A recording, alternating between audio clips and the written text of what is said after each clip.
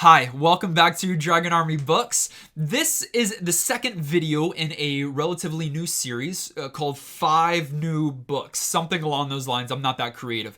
We had the first video back in August. This is the second video of its kind, and what we're doing is that every, couple of months, just whenever I feel the need to do it, I'm going to release a video talking about 5 books that you as a sci-fi fantasy reader might be interested in.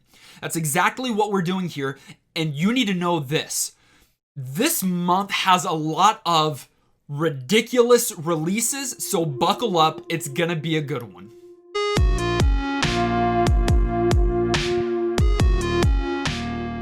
The first book that you might be interested in is called Black Sun by Rebecca Roanhorse.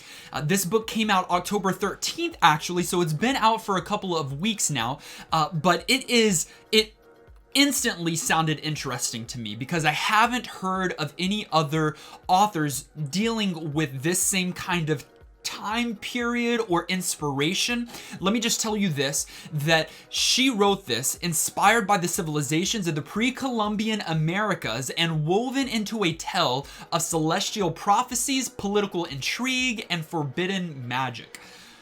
All of that sounds so intriguing to me. I love any influence of actual history, and especially when it's pre-Columbian America, which again, I feel like hasn't been touched on much in fantasy sci-fi, at least none of the ones that I have come across. So I'm super interested in this. This is the author's first adventure into fantasy, and she goes deep in with high fantasy and with this unique kind of exploration of pre-Columbian America.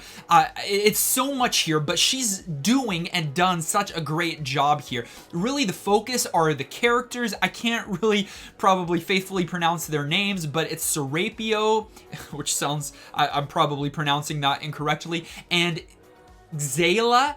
I'll try to put their names here so that you can kind of see how I'm having difficulty with them. You could probably pronounce them a little bit better. But it's a huge focus on those characters, as there's something unique and special about Serapio, as this girl is the captain of a ship that's traveling across the sea to get him, Serapio, as the passenger to another location. But again, high fantasy, influenced by pre-Columbian America and magic. You might be interested in Black Sun if you're kind of tired with the typical fantasy tropes and you're looking for something new, and you're good with a high fantasy with some historical kind of background to what's going on, then this book might be for you. The second book that I want to suggest to you is called Fires of Vengeance by Evan Winter. This is a sequel to Rage of Dragons. I did a whole review on this where I just kind of like spazzed out because it's one of those that kind of just took me by surprise, and it was absolutely what I enjoy in literature. Now, this is the sequel, the second book, the follow-up in this new series by Evan Winter, and I cannot wait for it. The expected release date is November 10th.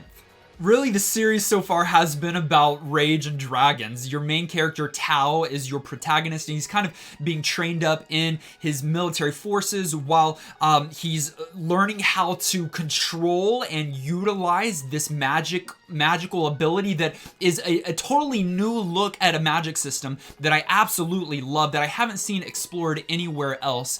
And then there's dragons. There's certain people that can call on the power of dragons and bring them to use against their foes, and it's really just an incredibly built world, incredibly realized characters that make incredibly wrong decisions, but they are incredibly real because of that. Incredibly. You might like this book and this series if you like the Red Rising series. I see a lot of similarities between Darrow from Red Rising and Tao from this series. You might also like it if you like dragons, and you might like it if you just want a page-turning fantasy that is going to keep you engaged, and you might even finish it in a day or two because of how good and epic his writing is. But also, you will only like this if you're okay with characters not always doing the thing that you think that they should do, or the smart decision. These characters act on rage or stupidity quite often, so you're gonna have to be okay with that. The next book is Rhythm of War by Brandon Sanderson, November 17th, and shut up. Just shut up and stop talking to me. Like, this is the most anticipated book for me that I've had in a long time. I am stoked about this release. I got into the Stormlight Archive after the second book had already been published and the third had not yet been released. But I was still kind of working my way through, and still I was excited about the third release. I'm pretty sure that I got it on release, but I'm even more excited about this one. So much so that I've already been reading the pre-release chapters that Sanderson has been releasing over the past month plus. The Way of Kings, Words of Radiance, and Oathbringer are currently what the Stormlight Archive is. Rhythm of War is going to be a follow-up to Oathbringer. Here's the thing. This is my first epic fantasy series. I don't think I've done any other epic fantasy series, at least not consistently and not all the way through. If you like epic fantasy, if you like dense characters, magic systems, robust worlds that are fully realized, and not even worlds. He's got a whole Cosmere, is what they call it, which is a whole, I mean, it's multiple worlds, multiple magic systems that are all interconnected to some degree. If that sounds interesting to you, then you might be about this book. I would encourage you to start at the beginning, though. You've got a long way to go. All of these books are 1,000 pages plus. They're big boys, but they're worth it, and they're so good. And if that seems intimidating or daunting to you, try it audiobooks. Try audiobooks. But again, this is epic fantasy. This is high fantasy. We're talking about swords. We're talking about shields. We're talking about massive magic swords. But it's epic in every sense of the word. You just please get into Sanderson and get into the Cosmere and get into the Stormlight Archive. Okay, let's reel it back in just a little bit. We're going into our fourth book, which is called The Burning God. It is the third book in the Poppy War trilogy, the conclusion to the series by R.F. Kuang. And a lot of people were excited about this. It kind of took the fantasy world by storm a couple of years ago, and it is an epic fantasy that combines the history of the 20th century China with a gripping world of gods and monsters to devastating, enthralling effect. Now, a lot of people enjoy this. It didn't work for me. I only read the first one. There is the Poppy War, Dragon Republic, and The Burning God. This is the third one. But again, while it didn't work for me because I felt like the first book had a severe lack of identity or an identity crisis trying to figure out what it wanted to be, it worked for a whole lot of people. There's a lot of character there. There's a lot of brutality there. There are some terrible, terrible things that happen, but that make readers want even more of it. And the protagonist is interesting, and she's got something burning and powerful inside of her. But man, even in that first book, she unleashes some devastation.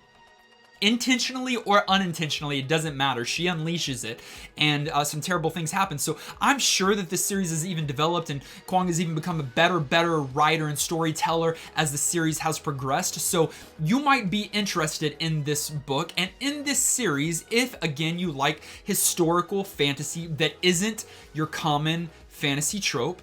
You might like this if you like kind of war. Not if you like war, but if you like reading about like just this massive scale and scope. This isn't just one little look at a character and a few characters on one little island or in one little city. No, this is a grand scape of what's happening in this world. And so if those things sound appealing to you, then this book might be interesting to you. Our fifth and final book for this video is A Sky Beyond the Storm by Saba Tahir. This is coming out December 1st, I believe, and it is the conclusion to An Ember in the Ashes, to the Ashes series by Saba that, man, captivated me a few years back. I've already talked about it in other videos. This is the conclusion to that. Really, the whole series has been building up to these whatever epic moments are going to have to transpire here in this conclusion. We've got our main character, Laia, of course. We've got Elias and all of the changes and character developments that he goes through. We've got Helene and all of the character developments and evolutions she goes through. The cool thing with these books is that the chapters don't necessarily have titles. It just has a Roman numeral followed by who the character is, the POV. And so in the first book, we've got 2 different POVs. In the second, we've got 3, and then I think it continues to grow like that.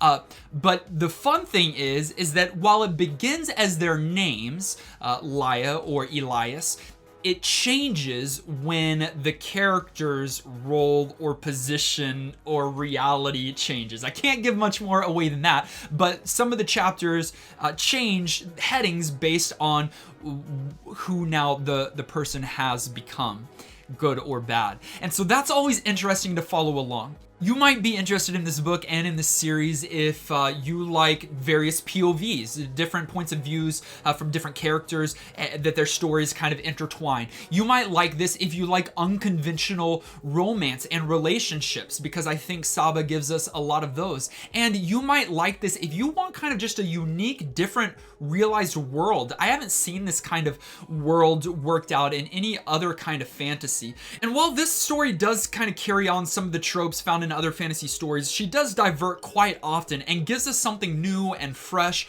with a really incredible lead character in Laia. So if you also like a strong female protagonist, then this book and this series might be for you. Those are 5 recent releases that you might be interested in picking up in or around the month of November. If I'm missing any, please let me know in the comments down below, because I know that there's some other key books that are coming out soon. The end of this year is packed full, and I'm super excited. I don't know how possibly I'm going to find the time to read all of these, but if you can do it, I can do it. If I can do it, you can do it. Let's just do it together. Thank you as always for watching and liking this video. If you haven't yet, click subscribe and join the Dragon Army, and we'll see you in the next video.